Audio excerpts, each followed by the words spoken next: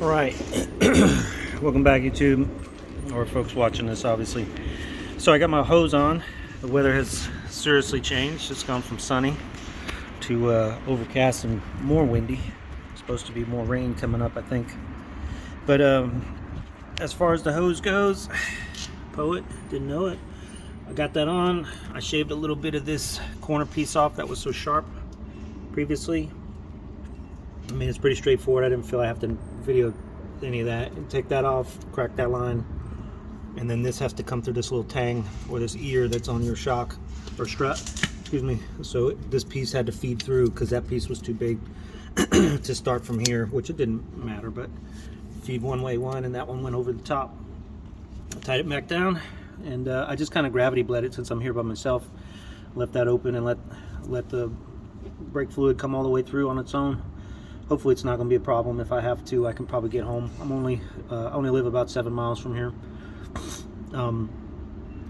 and I can bleed it again when I get there. But that's one thing down. What you see here, I probably need to spray some of that off, but that might be a little bit of brake fluid. I just did some starting fluid to clean up some of the oil. But this hose is only about 2 years old. I changed it out before I came here to Germany. We got here in August of 20. September, something like that, and I did 4 new struts on this car and new hoses, but the brakes and everything were the same. So I figured, well, I'm here, I'm taking this off, I'm gonna have to get that off or cut that ear. So I went ahead and did them both. But upon seeing that rip, you know, on the back there, that's the hose. It's in okay shape, you know, don't get me wrong, but it's decent enough gash in there. See if I can get the light on that. I'm trying to, but anyway, it didn't go all the way through. I don't know if that's some kind of metal metal thing in there, but come on, phone. But anyway, yeah, it doesn't hurt to get under there every now and then, take a look around. Over here in Germany, they inspect the car every 2 years, so if they had found it, they would have failed me for it, and I would have had to change it anyway. So being proactive when I go for my inspection will be one less thing they can ding me for. But the rest of it looked okay under there, nothing really rusty or whatever. So now all I'm going to do is I've already swapped the tires, so that one was what was back here. I'm going to put that on and put this one on and then let the car down. And then the next thing I'm going to jump to are these control arm bushings. I'll probably just jack the front up and then try to take some weight or stress off of that lower control arm. And then while it's up, I'll do the oil change. I was trying to let it cool off. I'm hoping I'm going to have time to get to this tail shaft housing, but being that it's getting a little darker and windier, time is moving on and I'm losing daylight, so maybe another time. But that's about it. I'll come back around when I got some more niftiness to show. This is another new one, same one as the rear. I put new tie rod ends and inner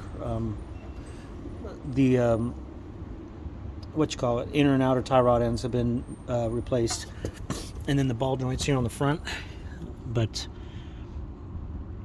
this is the CV boot has been replaced, and I don't know, I mean, it's not ripped, but that's the grease oozing out the inside from when it was already remanufactured. This isn't Cardone, I can't remember who did this one, but I got it from Advance for like 85 bucks.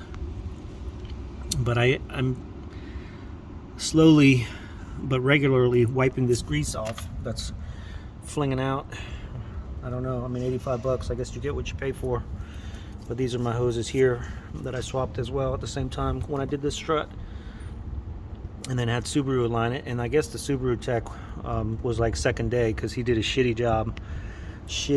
Like my steering wheel was like kinked to the right in order to keep the car straight. And when I would straighten it, the car would veer to the left.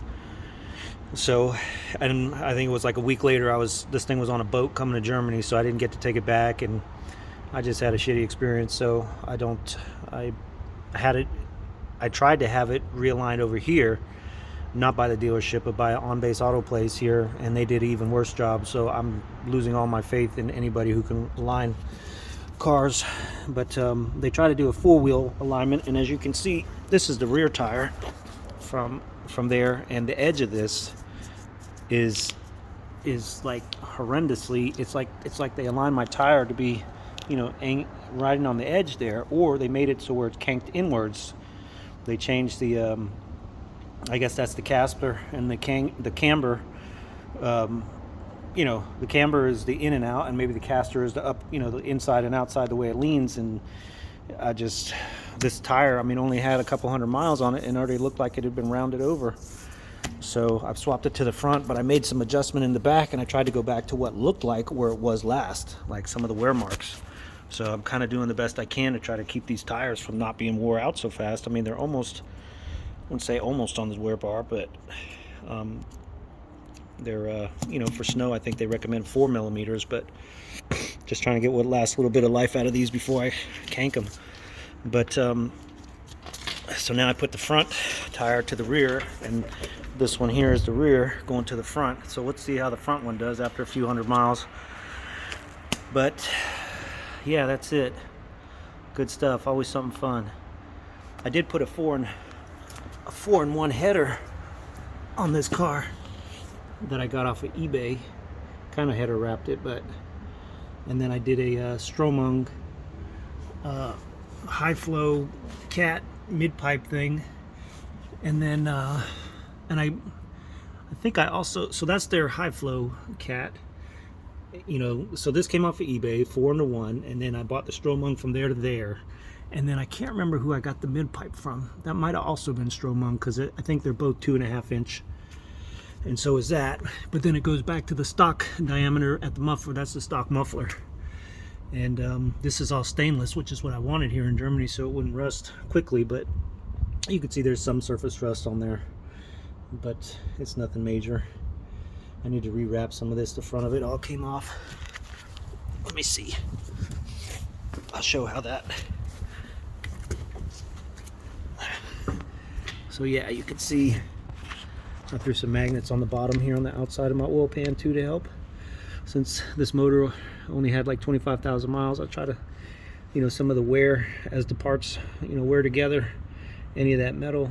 This is a neodymium magnet, so it's pretty strong. It's like 20 pounds of pull. I can't remember how they measure it, but whatever. And so my passenger side is looking good. No problems there, nothing leaking. I did do the drilled and slotted rotors. Those are from Centric, but I got a little magnet on my oil filter too. But I also have a STI oil pan I'm going to put on this thing, just because, you know, they've identified when the oil, you're going around the curve, it sloshes left and right. And I'm going to do that in the winter when it gets, or excuse me, in the summer when I get break this oil pan and put some new, it's not the RTV, it's the Fuji Bond that Subaru recommends. But yeah, that's it. 4-in-1. It does all right. I mean, again, for what it's worth, it was, I don't know, I think I paid, jeez, it was like $380 or something like that for this thing. I mean, it's stainless. It's pretty quality welded in my opinion, and I mean, the stock one is so restrictive that I felt it was worth it. I didn't really care. Like I said, this is my play toy, long term, just off-road, and I don't really give a shit if a car hits a cart. Take it to the grocery store, somebody rolls a cart into it, whatever, you see what it looks like. So, and also for the rear, it came with this diff cover, factory installed. I know they make one, and it came with those side step bars. So I think that was like the off-road package.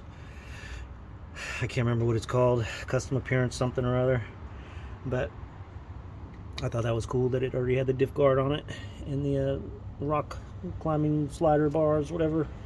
Not that they probably will do much, but it's all right to put the thing on the roof or something. You can stand on them. And then I had this tow hitch. I bought this little cover here, but in the back here, I keep the you know, the hitch thing in case I actually need to either pull somebody or I myself get stuck. Somebody can hitch up to that and give me a tug. So But yeah, it does all right. Nice and clean and dry. That's all I care about. Make sure there's no leaks. Everything runs good. Nothing's missing. And I just, man, what is it?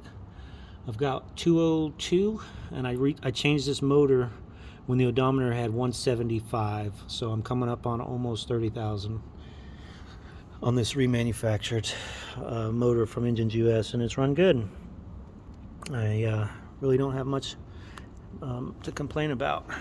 It's doing well, and it's getting me everywhere I need, so we'll hopefully keep that up.